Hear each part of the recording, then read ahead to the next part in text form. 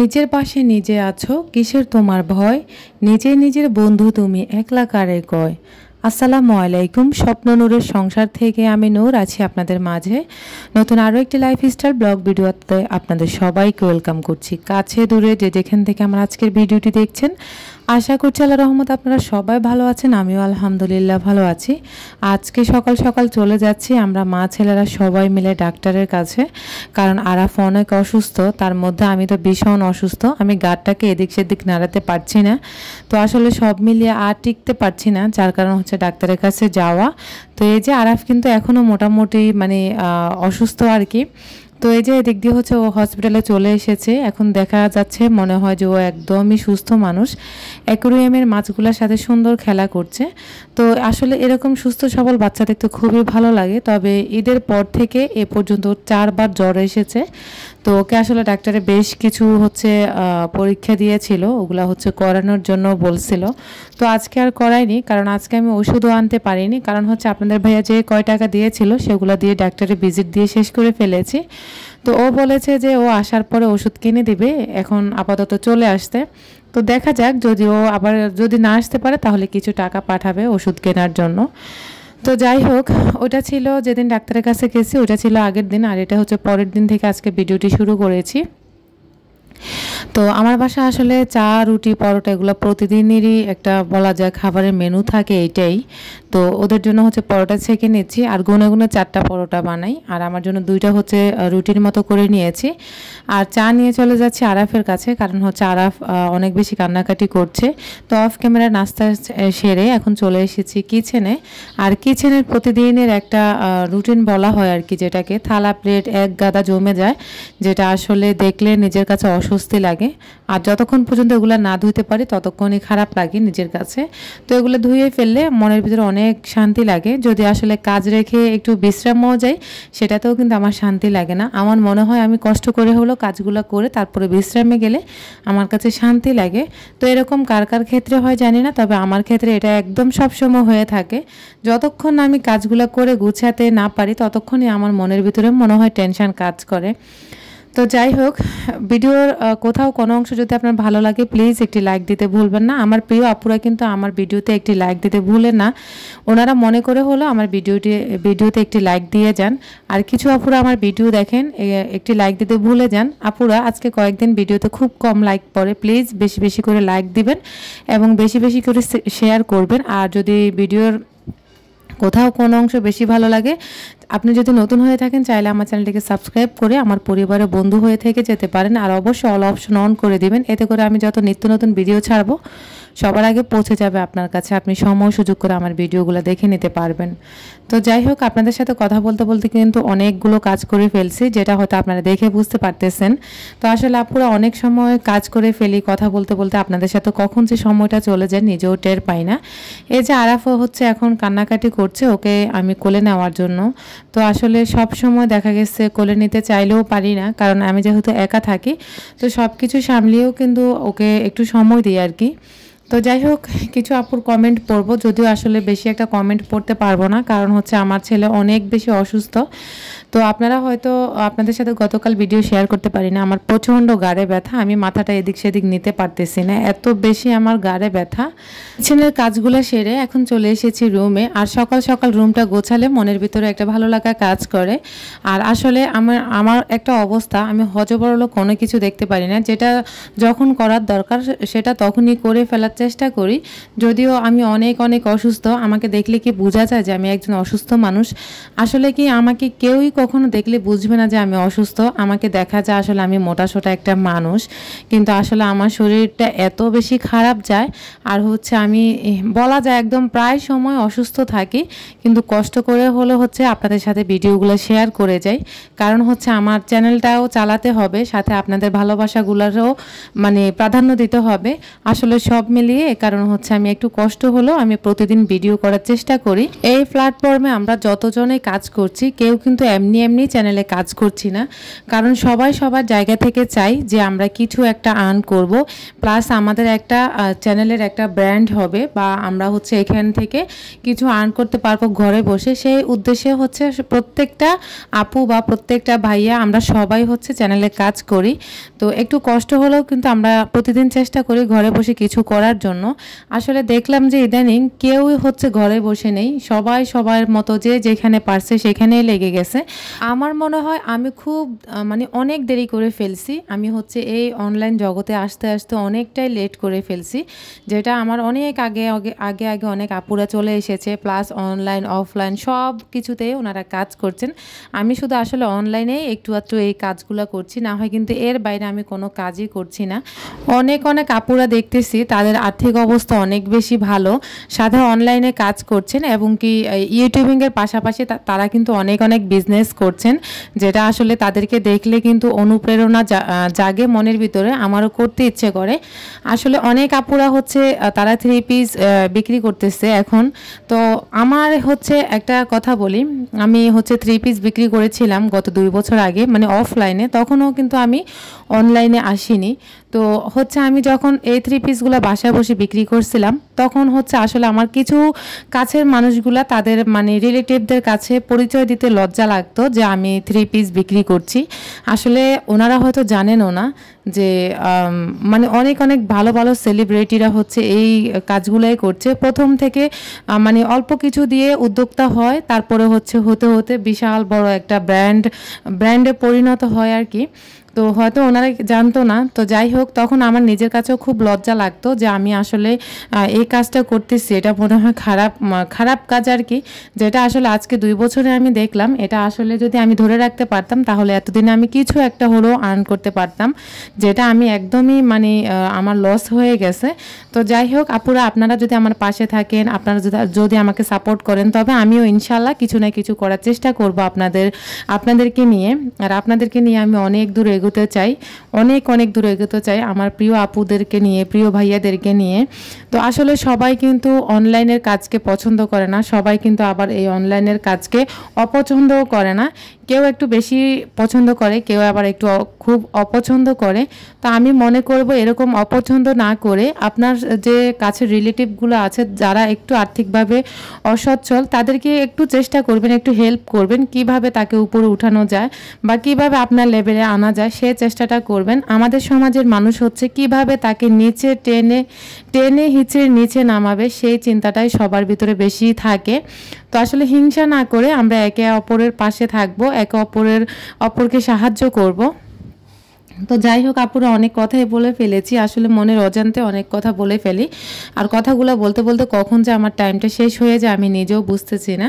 তো যাই হোক, এখন কিছু আপুদের কমেন্ট পড়ি। ওয়ার্কমেল আইডি থেকে লিখেছেন, আপু তুমি কি মোবাইল ক্যামেরা দিয়ে ভিডিও করো? আপু তুমি কি মোবাইল ক্যামেরা দিয়ে ভিডিও করো নাকি প্লে স্টোর থেকে কোনো ক্যামেরার অ্যাপ নামিয়ে ভিডিও করো? রিপ্লাই দিও, অপেক্ষায় থাকবো। আসলে আপনার কি মনে হয় যে আমি প্লে স্টোর থেকে ক্যামেরা নামিয়ে ভিডিও করি? আসলে সেরকম প্রয়োজন হয় না, কারণ হচ্ছে আমার মোবাইলে যে ক্যামেরাটা আছে সেটা দিয়ে হচ্ছে আমি ভিডিও করি। আর আমার এই মোবাইলটা হচ্ছে একটু ব্র্যান্ডের মোবাইল, যেটা হয়তো সবাই জানে, স্যামসাং একটা ব্র্যান্ড। তো স্যামসাং ব্র্যান্ডের ক্যামেরাগুলো একটু, মোবাইলের ক্যামেরাগুলো একটু ভালোই হয়। তো আশা করি আপনি আপনার উত্তরটা পেয়ে গেছেন। তো আসলে প্লে স্টোর থেকে ক্যামেরা নামিয়ে ভিডিও করার প্রয়োজন হয় না, যার যে মোবাইলে ক্যামেরাটা থাকে সেটাই হচ্ছে আসল ক্যামেরা, আর ওইটা দিয়ে ভিডিও করলে ভিডিও এমনিতেই ভালো হয়। আর সবচেয়ে ভালো কথা হচ্ছে আপনি এডিটিংয়ের উপরে আপনার দক্ষতা একটু বেশি থাকতে হবে। এডিটিং যত বেশি ভালো করতে পারে ততটাই হচ্ছে ক্যামেরায় ভালো কাজ করে, এই আর কি কথা। তো যাই হোক আপু, হয়তোবা আপনার রিপ্লাইটা পেয়ে গেছেন। তো যাই হোক, এখন হচ্ছে আরেকজনের কমেন্ট পড়ব। জলি ইসলাম লিখেছেন, আপু মাইন্ড করবেন না, আপনার হাজব্যান্ড কোথায়? আসলে আমার হাজব্যান্ড কোথায় মানে, আমার হাজব্যান্ড হচ্ছে আপনি হয়তো আমার অন্য ভিডিওগুলো দেখেননি, কিছু আপুরা আমার ভিডিওতে নতুন নতুন অ্যাড হচ্ছেন, ওনারা হয়তো আমার পিছনের যে ভিডিওগুলো আছে, কথাগুলো আছে, সেগুলো হয়তো না জেনে হচ্ছে ওনারা কমেন্টগুলো করেন। আপনারা প্লিজ আপনারা চ্যানেলটা ভিজিট করবেন, দেখবেন হচ্ছে আপনারা সব কিছু পেয়ে যাবেন। তো আমার হাজব্যান্ড হচ্ছে, ও গেছে হচ্ছে কাজের ক্ষেত্রে গেছে ওখানে। ওখানে বলতে আসলে ঢাকার বাইরে গেছে, আজকে প্রায় অনেক দিন যাবত হয়ে গেছে। তো আমরা বিশেষ করে একাই আছি, এই আর কি। আমার হাজব্যান্ড আল্লাহ যদি বাসা রাখে চলে আসবে খুব শীঘ্রই, কাজের ক্ষেত্রে ঢাকার বাইরে গেছে।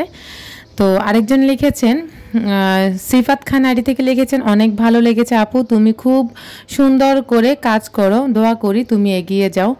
ধন্যবাদ আপু, অনেক অনেক ধন্যবাদ। এত সুন্দর সুন্দর আপনারা সবাই আমাকে কমেন্ট করতেছেন। আসলে সবাই আমার জন্য ভালো চায়, আমরা একে অপরে ভালো চাইবো, এটাই তো হচ্ছে নিয়ম। আর হচ্ছে আরেকজন লিখেছেন রাইয়াত নূর লিখেছেন, তোমার ভিডিওগুলো দেখি আপু, খুব ভালো লাগে, তোমার ছোট সংসার। ধন্যবাদ আপু, অসংখ্য ধন্যবাদ এত সুন্দর কমেন্ট করার জন্য। হ্যাঁ আপু, আমার সংসার ছোট মনে হয়, কিন্তু আসলে কাজ করার ক্ষেত্রে মনে হয় যে আমার কত বড় বিশাল একটা সংসার নিয়ে আমি থাকি, সারাদিন শুধু কাজ আর কাজই করতে হয়। তো যাই হোক, এখন আর হচ্ছে চলে যাব হচ্ছে বাইরে, মানে আজকে আবার হচ্ছে ডাক্তারের কাছে যাব। ওইটা তো দেখেছেন ফার্স্টে, ওইটা একদিনের ভিডিও, এটা হচ্ছে আবার অন্য দিনের ভিডিও। তো আসলে এত বেশি শরীরে খারাপ লাগছে যেটা আসলে আর টিকতে পারতেছি না। এখন বাইরে যাব, 2-3টা কাজ ছিল বাইরে। প্রথম কাজ হচ্ছে আরফানের স্কুলে হচ্ছে যাব, স্কুলে ওর মডেল টেস্টের খাতাগুলো দেখানো হবে। তো আমাকে আসলে গতদিন দেখাইছিল, কিন্তু আমি ওগুলাতে অফিসে অনেক বেশি ঝামেলা ছিল, যার কারণে আমি ভালোভাবে দেখতে পারিনি। তো আসলে আমি কিন্তু আমার ছেলেকে অনেক কষ্টের বিনিময়ে পড়াশোনা করাচ্ছি, আর রেজাল্ট যদি একটু খারাপ করে সেটা আর আমি মানতে পারি না। কারণ হচ্ছে আমি টাকাগুলো এত কষ্ট করে খরচ করছি, যেখানে সেখানে যদি ভালো রেজাল্ট না আসে তাহলে মনে হয় আমার মতো প্রত্যেকটা আপুরে খুব খারাপ লাগে। বিশেষ করে সন্তানরা যদি, তাদের বাচ্চারা যদি তাদের মনের মতো করে রেজাল্ট না করতে পারে। তো আমি আসলে বাসায় চলে আসছিলাম, আসার পরে আমার কেন জানি মানে মনে হলো যে আমার আসলে আরফানে এত রেজাল্ট কিভাবে খারাপ করলো। ও তো আসলে কখনো রেজাল্ট এত খারাপ করে না, খারাপ করে 2 মার্ক বা 3 মার্ক এরকম, সবসময় ওর কম থাকে বাংলা সাবজেক্টে বিশেষ করে। তো আপুরা, আমি হয়তো অনেক বেশি কথা বলে ফেলতেছি, আপনারা প্লিজ কেউ কিছু মনে করবেন না। তো যাই হোক, তো এরপরে মনে করলাম যে আমি আসলে স্কুলে ফোন দেওয়ার দরকার, স্যারের সাথে কথা বলার দরকার, প্রিন্সিপাল স্যারের সাথে। পরে আমি স্যারকে ফোন দিয়েছিলাম যে স্যার, আমি তো আরফানের খাতা কালকে দেখছি, তবে ভালোভাবে আমার দেখা হয় নাই, কিভাবে যে ও এত মানে কম মার্ক পেয়েছে সেটা আমার বুঝে আসতেছে না। পরে বলছে আচ্ছা আপনি আসেন, এসে দেখে যান। পরে গিয়ে যে দেখি যে আমার ছেলে সম্পূর্ণ সব কিছু ঠিক করেছে, কিন্তু এখানে মিসের একটি গাফিলতি ছিল, যার কারণে এতটা পয়েন্ট কম দিয়েছিল। পরে স্যারে এটা ঠিক করে দিয়েছিল আমার সামনেই। তা আমি যদি না যেতাম, আমার ছেলের ওই যে মার্কগুলো একদম কমই থাকতো, মানে মডেল টেস্টের 50 মার্কে 40 মার্ক পেত। কিন্তু এরপর আমি ঠিক করাতে 50-এর 50 পাইছে। আলহামদুলিল্লাহ, প্রতিটি সাবজেক্টে 50-এর 50 পাইছে, 2-একটা সাবজেক্টে 49 পাইছে। তো সবসময় আমার ছেলের আসলে রেজাল্টটা ভালোই হয়, সবাই ওর জন্য দোয়া করবেন। শুধু ওর হাতের লেখাটা এত বেশি স্লো, সেটা আর কি বলবো। তো যাই হোক, স্কুল থেকে সরাসরি চলে গেলাম ফার্মেসিতে গিয়ে সবার জন্য ওষুধ কিনলাম, তার সাথে হচ্ছে হাফ কেজি পটল আর হচ্ছে 1 হালি হচ্ছে লেবু কিনে নিয়ে আসলাম। তো এখানে আমাদের সবার ওষুধ আছে। তো কিছু ওষুধ আসলে পাইনি, আমার একটা ওষুধ এবং আরাফের আরেকটা ওষুধ পাওয়া যায়নি। আমি একদম এখান থেকে যেতে যেতে প্রায় শনিরাকড়ার কাছাকাছি পর্যন্ত সব ফার্মেসিতে খুঁজেছি, কিন্তু পাইনি। একদম মেইন শনিরাকড়াতে যেতে হবে, তাহলে কিন্তু পাওয়া যাবে ওই ওষুধগুলো। তো যাই হোক, এখন হচ্ছে ওষুধগুলো নিয়ে এসেছি। আপনাদের ভাইয়া হচ্ছে 1000 টাকা পাঠাইছিল, ওগুলা দিয়ে হচ্ছে ওষুধ কিনে এনেছি, আর সাথে হচ্ছে হাফ কেজি পটল আর হচ্ছে 1 হালি হচ্ছে লেবু নিয়ে এসেছি। আর গ্যান্ডারি রস খেতে চেয়েছিল আরাফে, কিনে দিয়েছিলাম কিন্তু খায়নি। পরবর্তী সময় আমি পলিতে ভরে মামাকে বললাম দিয়ে দিতে, পরে দিয়ে দিয়েছে উনি। তো এরপরে হচ্ছে ওগুলো আমি খেয়ে নেব অফ ক্যামেরায় আর কি। তো যাই হোক, এই যে এখানে আমার কত যে ওষুধ দিয়েছে, আসলে আমার এই ওষুধগুলো দেখে আমার ভয় লাগছিল, এত বেশি ওষুধ দিয়েছিল, মানে কি বলবো আর। আসলে আমাকে এর আগেও হচ্ছে ডাক্তারে অনেকবার ওষুধ দিয়েছিল, আমি কিন্তু কোর্স কমপ্লিট করিনি, যার কারণে আমার শরীরের ব্যথাটা এরকম বারবার হয় আর কি। তো উনি বলছে আপনি কোর্স কমপ্লিট করে তারপরে হচ্ছে আসবেন, তাহলে হচ্ছে আর আপনার এই ধরনের সমস্যাগুলো থাকবে না। তা আমি রয়্যাল হসপিটালে ডাক্তার দেখাই সবসময়, তুষার স্যারকেই সবসময় দেখাই ওনাকে। তো ওনার ট্রিটমেন্ট আমার কাছে খুব ভালো লাগে, আলহামদুলিল্লাহ, আমি মানে একদম সন্তুষ্ট আর কি। তো যাই হোক, এখন হচ্ছে আগের যে ওষুধগুলো ছিল, মানে এগুলো আসলে আমি সবসময় ফার্মেসি থেকে এনে এনে খাই। তো এগুলো হচ্ছে এভাবে গুছিয়ে রেখে দেব, আর উপরে এখন যে নতুন ওষুধগুলো ডাক্তার দেখে আনছে ওইগুলো হচ্ছে একে একে রেখে দেব। তো যাই হোক, আজকে ওভারঅল ভিডিওটি যদি আপনাদের কোথাও কোনো অংশ ভালো লাগে, প্লিজ লাইক দিতে ভুলবেন না, আর শেয়ার করতে ভুলবেন না।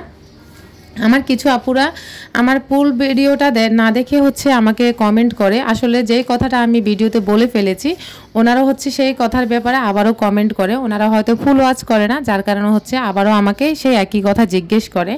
তো যাই হোক আপুরা, আপনাদেরকে বলবো প্লিজ ভিডিওটা মানে কমপ্লিট করার জন্য, তাহলে হয়তো বা আপনারা সব কিছু বুঝতে পারবেন যে আমি কি বলেছি না বলেছি। তো যাই হোক, আপনাদের সাথে কথা বলতে বলতে কিন্তু আমি ভিডিও শেষ পর্যায়ে চলে এসেছি। আদৌ আপনাদের কাছে কতটুকু ভালো লেগেছে আমি জানি না। যদি ভালো লাগে তাহলে আবারও বলবো প্লিজ আমার ভিডিওটি শেয়ার করতে ভুলবেন না। বেশি বেশি করে শেয়ার করবেন, বেশি বেশি করে লাইক করবেন। আর লাইক তো শুধু একটাই করা যায়, তারপরেও বলবো আপুরা মনে করে আমার ভিডিওতে একটি লাইক দিতে ভুলবেন না। তো আরাফের গ্যাস্ট্রিকের যে ওষুধটা ছিল সেটা হচ্ছে আমি বানিয়ে নেব, কারণ এটা আসলে পানি দিয়ে গোলাতে হবে। তো এই যে এখন হচ্ছে ওষুধটাও গুলিয়ে নিচ্ছি। তো আসলে শরীরটা অনেক বেশি টায়ার্ড হয়ে গিয়েছে। আজকে আর আপনাদের সাথে রান্নাবান্নাটা শেয়ার করতে পারলাম না, ইনশাল্লাহ পরবর্তী সময় শেয়ার করব। আর বিকেলবেলা ঘুম থেকে উঠে দেখলাম যে কিছুক্ষণ রেস্ট নিয়ে দেখলাম যে আমার আসলে কিছু কাপড় চোপড় ধোয়ার বাকি ছিল। আমি কিন্তু আজকে গোসল করিনি, যেহেতু বাইরে গেছি আসছি, আসলে অনেকটাই টায়ার্ড হয়ে গিয়েছি। তো মনে হলো আজকে কাপড় চোপড়গুলো ধুয়ে দেব। অনেকগুলো কাপড় চোপড়ই জমা হয়ে গেছে, বিশেষ করে আমার বোরকা, সবগুলা বোরকাই একদম মানে অবস্থা খারাপ। তো এগুলো হচ্ছে এখন আমি ভিজিয়ে দেব। আর আমার ওয়াশরুম যেহেতু অনেক বেশি ছোট, আমি চাইলেও আপনাদের সাথে ভিডিওটা শেয়ার করতে পারি না যে আমি কিভাবে কাপড় চোপড় ধুইতে হয়। তো আমার বারান্দাটাও অনেক বেশি ছোট চওড়াতে, আপনারা হয়তো দেখলে বুঝতে পারবেন। তো আমি এখানে একটা পাইপের সাহায্যে হচ্ছে কাপড় চোপড়গুলো ধুয়ে নিই। আর আমাকে ডাক্তারে কিন্তু গত 1.5 বছর আগেও বলেছিল এই বাসাটা আমি চেঞ্জ করার জন্য, কারণ হচ্ছে আমার শরীরে অনেক বেশি ব্যথা বেড়ে যায় এখানে, মানে চিপি মানে একটু কষ্ট করে করে আমি কাজ করি, তো যার কারণে হচ্ছে ডাক্তারে বলছিল যে এই কারণেও আপনার জয়েন্টে ব্যথাটা সব সময় থাকে। তো আপনি যদি পারেন খুব দ্রুত এই বাসাটা চেঞ্জ করার চেষ্টা করেন। তো যাই হোক, অফ ক্যামেরা হচ্ছে আমি সমস্ত কাপড় চোপড় ধুয়ে ফেলেছি, দেখতে পাচ্ছেন অনেকগুলো কাপড় চোপড় ধুয়েছি মাশাআল্লাহ। তো যাই হোক, ভিডিওটি যদি ভালো লাগে আবারও বলবো শেয়ার করতে ভুলবেন না। আজকের মতো এখানেই বিদায় নিচ্ছি, আল্লাহ হাফেজ।